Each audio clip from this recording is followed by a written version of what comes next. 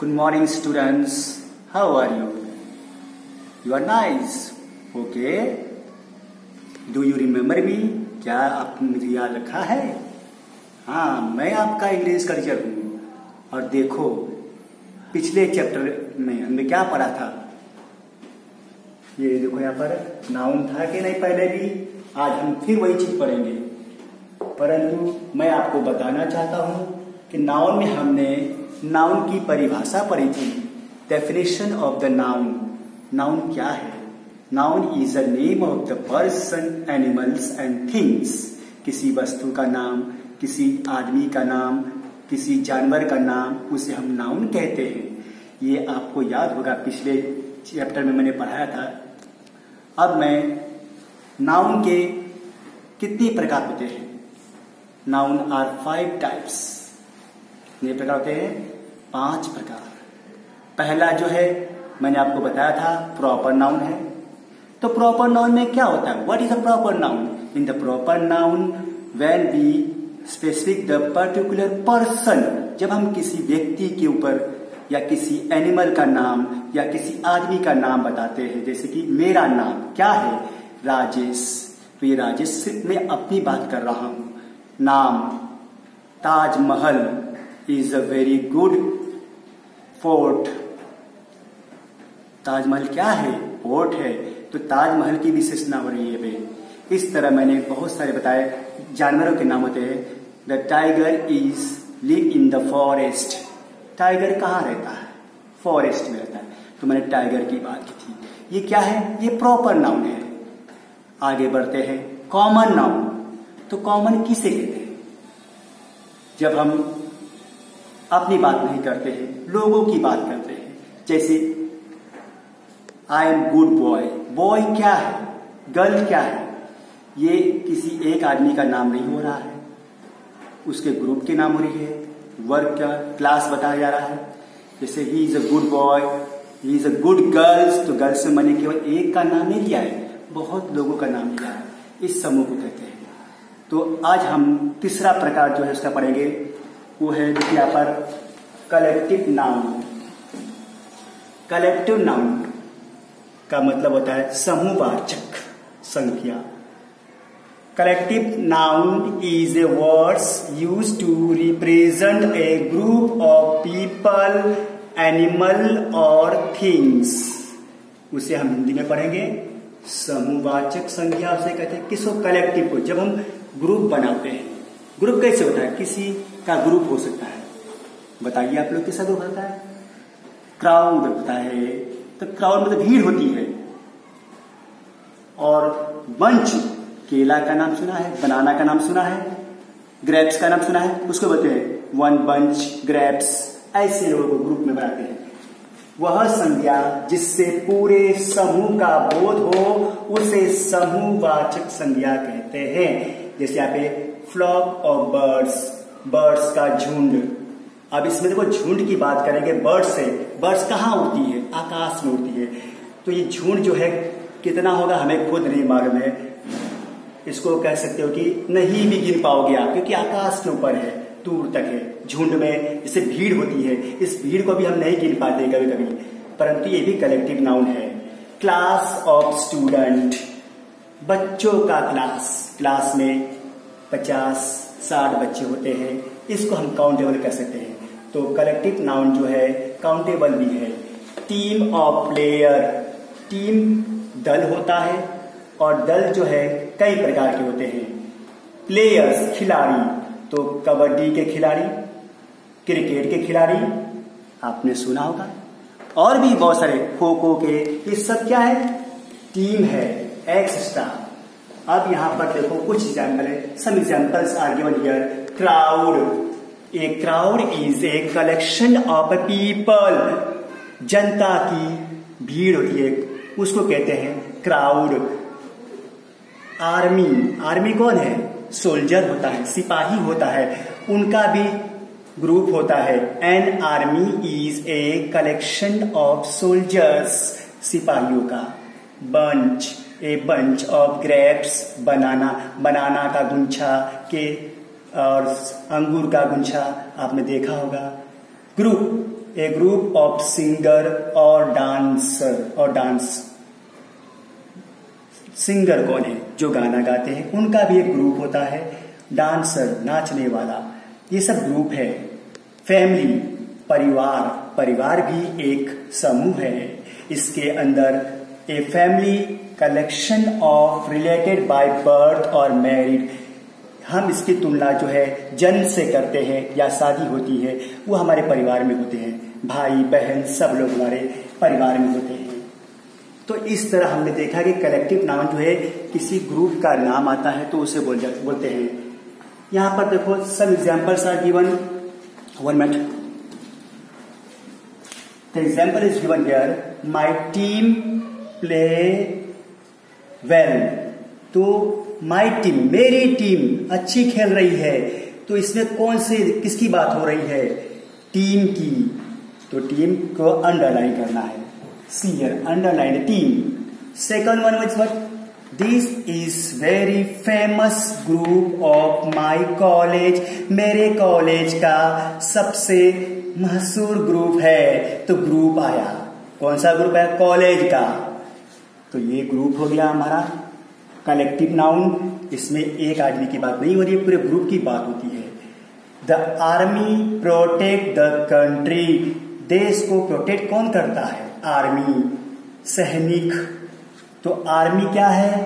Army जो है एक ग्रुप है, समूह है, उसमें बहुत सारे सिपाही आते हैं, इसलिए इसे कहते हैं collective noun. Ali has an educated family. Ali का परिवार पढ़ा लिखा है या शिक्षित है। तो अली का परिवार क्या है? एजुकेटेड है। तो अली का क्या परिवार एजुकेटेड है। उस परिवार में एक की बात नहीं होती है, उसका भाई हो सकता है, उसकी बहन है, उसकी माँ है, उसके पिताजी है, इसलिए वो पूरे परिवार की बात करता है। तो ये ग्रुप हो गया हमारा परिवार का। I attend my assembly on time. मैं हमेशा जो है असेंबली में टाइम से जाता हूं। तो असेंबली, जैसे हमें प्रेयर होती है तो प्रेयर में सर जो हमें बोलते हैं कि कृपया करके सभी बच्चे जो है असेंबली में आओ, तो वो असेंबली होती है जहां पर हम प्रेयर करते हैं। असेंबली, यहाँ पर एक आदमी नहीं, एक बच्चा नहीं जाता है, सभी बच्चे जाते हैं असेंबली में, जैसे हॉल बोलते हैं असेंबली। तो ये हमारा क्या था? Collective noun. इसमें हम जो किसी समूह की बात करते हैं उसे कहते हैं। जैसे क्राउड है, आर्मी है, बंच है, ग्रुप है, फैमिली है। और यहां पर मैंने आपको 5 इसके एग्जाम्पल भी दिए और यहाँ पर सब। Now come to the second one, that is the material nouns. Now our fourth one is the material noun. The words that donates a material or substance from which things are made is called material nouns. अब इसको हम पहले हिंदी में जान लेते हैं, फिर उसके बाद एक्सप्लेन करेंगे। कमान, द्रव्यवाचक या पदार्थवाचक संज्ञा कहते हैं इसे, जो शब्द किसी ऐसे धातु, द्रव्य अथवा पदार्थ के बारे में बताता है जिससे अन्य वस्तुएं बनती है, उन्हें द्रव्यवाचक संज्ञा या पदार्थवाचक संज्ञा कहते हैं। तो इस तरह आपने देखा, मेरा कहने का मतलब ये देखिए, ये जो पदार्थ से जो चीज बनती है, जो ईश्वर से बनाई हुई चीज है, उसको हम बना नहीं सकते, वो बनी हुई पहले से, और उस चीज से हम कुछ और बना सकते हैं। ऐसी चीज को भी हम कहते हैं मैटेरियल नाउन। जैसे कि गोल्ड है, तो क्या गोल्ड हमने बनाया है? नहीं, ये तो प्राकृतिक की देन है, नेचर की देन है, नेचर से है। परंतु इससे हम कुछ और बना सकते हैं। हम क्या बना सकते हैं? What we can make by the gold? By the gold we can make the rings, other things. What is your mother wearing? That things all are made of gold or rings, not silver. It is also rice. ये rice कहां से आता है? Rice जो है खेतों में होता है। तो क्या खेत हमने बनाया था? The field are we are made? No, that field are made by the nature, by the God, and rice we can not make, but from the rice we can make other things. परंतु हम rice से, चावल से कुछ और बना सकते हैं। ना ऑयल भी जो खेत में होता है, in the field oiling. Milk, from where you get milk, आपको मिल्क कहां से मिलती है? Milk are make from, sorry, we can made from the cow, goat, buffalo, so that are animal. You are making the animals? No, we are not making the animals. Animals are made by the God only. तो ये भी सब तो ईश्वर की then है। जो चीज हम नहीं बना सकते हैं, ईश्वर बनाता है। ऐसे चीजों में से हम कुछ बनाते हैं, ऐसे चीजों को कहते हैं material noun. Cotton are also, कपास are made in the field only. Rubber tree से होती है। रबर कहां से होती है? ट्री से। Tree are made by the nature, in the nature only. We can not make the tree. From the tree we can make the rubber, and rubber are very useful for making the tyres, and you are rubbing the your page, that is also rubber. Many other things you can make by the rubbers. Sugar are also from the field. Water made by the God only. Wood are from the forest, means tree. We cannot make. The thing that we cannot make, made by the God, is known as a द्रव्यवाचक संज्ञा। जिस चीज को हम नहीं बना सकते वह ईश्वर से बनाई हुई या प्रकृति से मिलती है, हम उसमें से कुछ और बना सकते हैं। ऐसी चीज को हम कहते हैं material nouns. Now first one here, we drink water every day. हम हर दिन, प्रतिदिन वाटर पीते हैं या पानी पीते हैं। तो पानी, क्या पानी को आपने बनाया है? नहीं, ये नेचर से है। तो ये नेचर से है, ये कम हो सकती है परंतु हम इसको बना नहीं सकते हैं। परंतु इसी पानी से आप पेप्सी बनाते हो, यही आप खाने में डालते हो, आप सब कुछ नहीं यूज कर सकते, उसका आप यूज करते हो। We should drink milk in the morning. सुबह सुबह हम जो है दूध पीते हैं। तो मिल्क क्या है? मिल्क जो है एक पदार्थ है, मटेरियल है, ये हम नहीं बनाते हैं, ये ईश्वर की देन है, इसलिए मिल्क ये हो गया हमारा material noun. Cotton dresses are very cheap. Cotton के कपड़े जो है बहुत सस्ते होते हैं। कॉटन मतलब कपास जो है खेतों में पैदा होता है, इसलिए ये हम नहीं बना सकते। कहने का अर्थ यही है बच्चों की, जो चीज हम नहीं बना सकते हैं, ऐसी चीज को केवल उसमें से हम कुछ और बना सकते हैं, उसे कहते हैं material nouns. Plastic is band in many country. बहुत सारे देश में प्लास्टिक बैंड है, प्रतिबंधित है। तो प्लास्टिक जो कि हम नहीं बनाते, परंतु प्लास्टिक से हम क्या बना सकते हैं? प्लास्टिक से हम मार्कर बनाते हैं अपना, हम कुर्सी बनाते हैं, चेयर बनाते हैं, ये सभी चीज इससे बनती है। तो plastic. Calcium is good for health. तो कैल्शियम क्या है? पौष्टिक है और ये फायदेमंद किसके लिए? अपने लिए, हेल्थ के लिए, स्वास्थ्य के लिए। Calcium. Taj Mahal is built using marble. Taj Mahal is built, Taj Mahal बना है बाय यूजिंग व्हाट? मार्बल। तो मार्बल कहाँ मिलता है? ये पत्थर है जो कि पहाड़ों पे मिलती है। पत्थर हम नहीं बनाते हैं, ये ईश्वर की देन है, पहाड़ों से मिलती है, इसलिए मार्बल्स जो क्या है, ये जो हमारा है मेटेरियल नाउन्स है, इसको अंडरलाइन करो।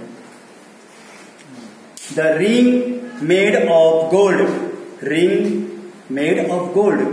तो ये रिंग कैसे बना है? किससे बना है? गोल्ड से बना है, क्योंकि गोल्ड से, सोने से बना है। क्या बना है? रिंग बना है। तो गोल्ड क्या हो गया? Material nouns. तो ये हमारा हो गया। इसमें now fourth one over. Now we can go to fifth one. Fifth one is the abstract noun, the thing that we cannot see or touch is also known as a obstruct nouns जैसे from child you grow, जब आप बड़े हो छोटे होते हो grow होते हो धीरे धीरे, तो वो चीज ग्रो जो है आपकी दिखती नहीं है, that grow are not you can see but you can only feel that. And old man, old को भी आप जो बुढ़ापा आता है उसको भी हम देख नहीं सकते, उसको टच नहीं कर सकते हैं। आदमी बचपन से जवान होता है, जवान से बुढ़ा हो जाता है, केवल हम महसूस कर सकते हैं, only we can feel, that is known as a abstract nouns. अब यहाँ पर हम देखते हैं सी abstract nouns. Abstract noun is a word used as a name of quality, action or states is called abstract nouns. भाववाचक संज्ञा किसको कहते हैं? abstract को। वह संज्ञा जो किसी व्यक्ति या वस्तु के गुण और दशा को बताता है उसे भाववाचक संज्ञा कहते हैं। जैसे ब्यूटी, पहला दिया सुंदरता, you are what a beauty you are, कितने सुंदर हो। काइंड, दयालु, काइंड क्या होता है? दयालु। तो ये चीज दयालु जो हम देख नहीं सकते, उसको टच भी नहीं कर सकते, केवल महसूस कर सकते हैं। हॉनेस्ट, लव, प्यार। वीकनेस, कमजोरी। पेन, दर्द। फीवर, बुखार। ये सब चीज जो है हम देख नहीं सकते, इसको टच नहीं कर सकते, केवल महसूस कर सकते कि हाँ इसको ये ऐसा है problem. So some examples are given down, see that he is a honest man, वह एक सच्चा आदमी है या सच्चा लड़का है। तो क्या होगा? हॉनेस्ट, सच्चा। इसको he is very kind person, वह व्यक्ति दयालु है। तो काइंड, काइंड जो है अब्स्ट्रैक्ट है, दिखाई नहीं देता है, परंतु दयालु होते हैं। जब हम किसी की हेल्प करते हैं उसको दयालु कहते हैं। ऑलवेज स्पीक द ट्रूथ, हमेशा सत्य बोलो या सत्य बोलना चाहिए या ट्रूथ बोलना है। तो ट्रूथ क्या होता है? सत्य। तो सत्य दिखाई नहीं देती परंतु आदमी बोलते हैं सत्य, तो इसमें क्या रहेगा? सत्य। आई लव माई कंट्री, मैं अपने देश से प्यार करता हूं। तो लव, लव क्या है? भाववाचक संज्ञा। I